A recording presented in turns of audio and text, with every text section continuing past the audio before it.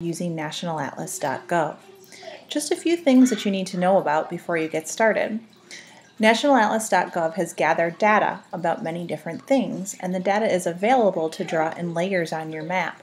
There are many different layers that you can choose from. They're all listed here in these drop-down menus. For instance, for agriculture, the average total farm production expenses per farm in 2007, and then you can choose different crops that were created. The layer that I want to talk about today is under the people category, and it's under population. And today we're going to be looking at population change between 1990 and 2000. I don't want to do the whole of the United States, but I can draw this on there and then zoom in to what I specifically want to look at. There's a couple of different ways to zoom. The first is to click the zoom in button and then click on an area that you want to zoom in on. And you can keep doing that until you get closer and closer to what you want to be looking at, or you can zoom to specific states. And today I want to look at Minnesota. I also am going to point out that this is an overview map and shows where exactly we're looking at, but I'm going to close this just so that we can see a little bit more of the area of the map that I want to look at. Over here you can click to see the map key, and that will tell you what the different colors mean. So the area that's white has no population change to 13.1% population change or population growth. A light tan color or a dark tan color indicates that the population has gone down and how much percentage it has gone down by.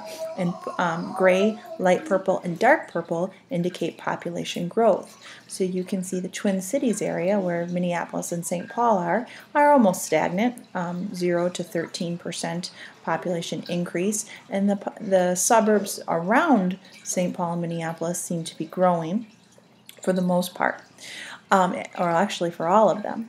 This area down here, the population has gone down, and the population here has gone down quite a bit. Once you have the map that you want and you would like to share it with other people, you can print the map,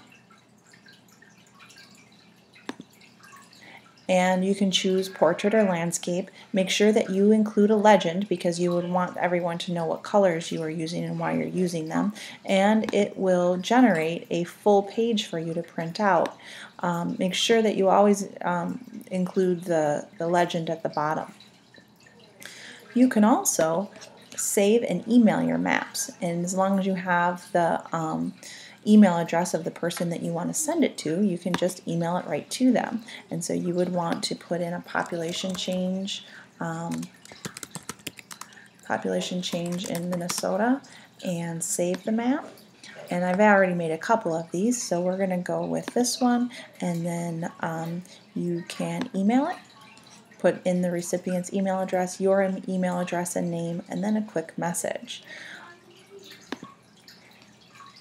That is probably going to get you started on nationalatlas.gov. However, as you can see from the map layers that are available, this is an invaluable resource. If you're interested in putting the cities and towns on here, if you're interested in naming state names, or even streams and water bodies, you can add all of those by redrawing the map. And so if you add a lot of layers or if you add a few layers, that'll determine the content of your map. One caution that I have for you is that the more you add, the more confusing your map might look. And so you might want to add just a few layers at a time, and then also make sure that you keep track of your key. Your key is going to be an invaluable resource in letting you know what this map tells you. So that's about all to get you started on nationalatlas.gov. Now the work is up to you.